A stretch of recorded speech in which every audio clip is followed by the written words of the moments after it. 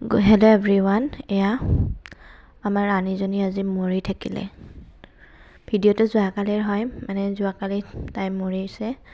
ৰাতিপুৱাতে মাৰ ঘৰলৈ যে গৈছিলোঁ, ভিডিঅ'টো আপোনালোকে গমেই পাইছে। তো আহি ৰাতিপুৱা যেতিয়া এৰি দিলোঁ, এনেদৰে মৰি আছে। তো মনটো বহুত বেয়া। আৰু এতিয়া বাকী কামখিনি কৰিবলৈ ওলাইছোঁ। ইমান সৰুৰ পৰা কিবা এটা বস্তু ৰাখি ডাঙৰ দীঘল কৰালৈকে তাৰপাছত যেতিয়া মৰি থাকে, সঁচাকৈ বহুত বেয়া লাগে। মোৰ ৰাণী দুজনীকো বহুত সৰুতে ৰাখিলোঁ আৰু ইমানখিনি ডাঙৰ হ'ল। এতিয়া কণী দিছিলেহে মাত্ৰ, কিন্তু তাই ঢুকাই থাকিলে। সেইকাৰণে মনটো খুব বেয়া। আৰু লগৰজনী আছে বাৰু, কিন্তু নাজানো তাইক ৰাখিব পাৰোঁ নে নোৱাৰোঁ।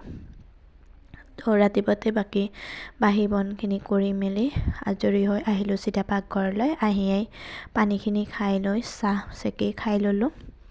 কাৰণ এইকেইদিনটো বৰদিনৰ পৰা পূৰা ডাঠ কুঁৱলী দিয়ে আছে, একদম বৰষুণ পৰাৰ দৰে কুঁৱলী দি আছে।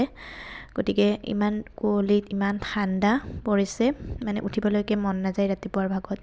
এইকেইদিন উঠাতেও দেৰি হৈছে। ল'ৰাৰো স্কুল বন্ধ আৰু দেউতাকৰো নাইট ডিউটি চলি আছিল তাৰ কাৰণে। কিন্তু আজিৰ পৰা আৰু সকলো সলনি, কাৰণ আজিৰ পৰা দেউতাকৰ দিনৰ ডিউটি। গতিকে ৰাতিপুৱাই ভাত আঞ্জাখিনি বনাই ৰেডি কৰিব লাগিব। সেয়েহে উঠি সোনকালে কাম বনখিনি সামৰি পাকঘৰলৈ আহিলোঁ চিধা। আহিয়ে এয়া ভাতৰ কামতো লাগিছোঁ। আনফালে চাহখিনি খাই লৈছোঁ। খাই মেলি লৈ ল'ৰাক ঔষধ দি আছোঁ। আৰু ইয়াত দালিত আজি এয়া ৰঙালাওৱে সৰু আলু দি দিছিলোঁ মিহাল। তো তেনেকৈ দি খাই খুব ভাল লাগে।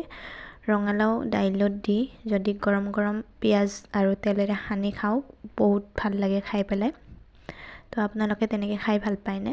আনফালে আৰু এয়া ল'ৰাই কৈছে আজি অমলেট খাব হেনো ৰাতিপুৱাই উঠিলে। মই ভাবিছোঁ নিদিওঁ, বইল কণী দিওঁ, কিন্তু নাই, সি আমলেট লাগিব। গতিকে তাৰ মতে জেদ আৰু দি দিলোঁ। অমলেট কৰি বিস্কুটে চাহে তাক দি আহিলোঁ। আহি পেলাই মোৰ আনফালে ভাত আঞ্জাও ৰেডি হৈ গৈছে।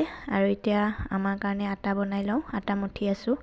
আজিকালি ডেইলি আটা নাখাওঁ, কেতিয়াবাহে খাওঁ। আৰু ল'ৰাই কৈ আছে মা ৰুটি খাম, বহুত দিন হ'ল খোৱা নাই। হয়ও বহুত দিন হ'ল ঘৰত ৰুটি তেনেকৈ বনোৱা নাই, তাৰ কাৰণে এইফালে এয়া ৰুটি যোগাৰ কৰি আছোঁ। আনফালে আকৌ আপোনালোকে নাভাবিব মোৰ ঠাণ্ডা নাই বুলি, ঠাণ্ডা আছেই। কিন্তু কি হয় জানেনে, যেতিয়া মই কামৰ প্ৰেছাৰত বহুত দৌৰা দৌৰিকৈ কাম কৰি থাকোঁ, তেতিয়া মোৰ বহুত গৰমেই লাগে। আৰু বেছি চুৱেটাৰ বা কাপোৰ পিন্ধি লৈ কাম চাম কৰিব টানেই পাওঁ। গতিকে পাৰালৈকে নিপিন্ধোঁ। যেতিয়া নোৱাৰোঁ আৰু বহুতেই ঠাণ্ডা, তো তেতিয়াহে কাপোৰ পিন্ধি ল'ম। এতিয়া মোৰ ৰুটি ভাজা হৈ গ'ল আৰু সকলোকে ৰুটি চাহ দি দিলোঁ। ইফালে ময়ো এয়া ৰুটি চাহ লৈ ল'লোঁ। গৰম গৰম ৰুটি গুৰ মিঠৈৰ সৈতে, আৰু তাতে ৰঙা চাহকাপ আদা জালুক অলপ বেছিকৈ দি বনাইছোঁ, যাতে গলৰ চৰচৰণি ধৰি থাকিলে খাবলৈ ভাল লাগে জালুক দিলে। তো তেনেকৈ খাই লওঁ।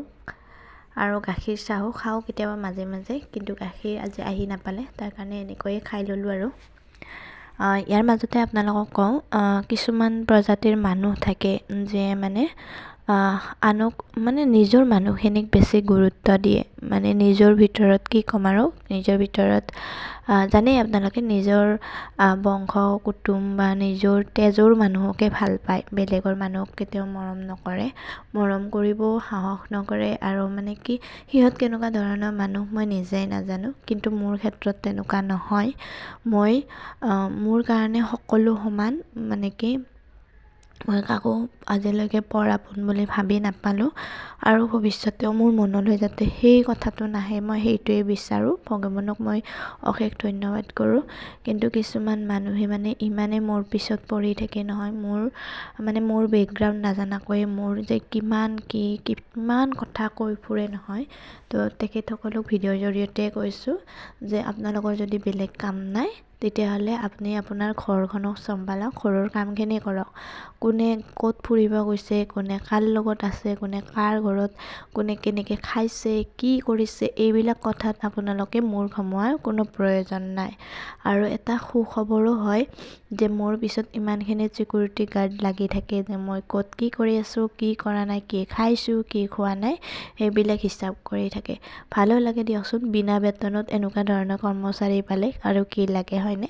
বাৰু যিয়ে নহওক, কথা কওঁতে কওঁতে মোৰ ৰাতিপুৱাৰ ভাত আঞ্জাটো হৈ গৈছে।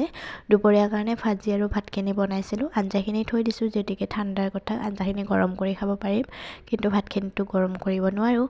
গতিকে ভাতখিনি হ'ল আৰু আনফালে মই আজি গৰম গৰম আলু ভাজি ভাত খাবলৈ কিন্তু খুব সোৱাদ লগা দেই। গৰম গৰম আলু ঠাণ্ডাৰ দিনত ভাল লাগে খাই।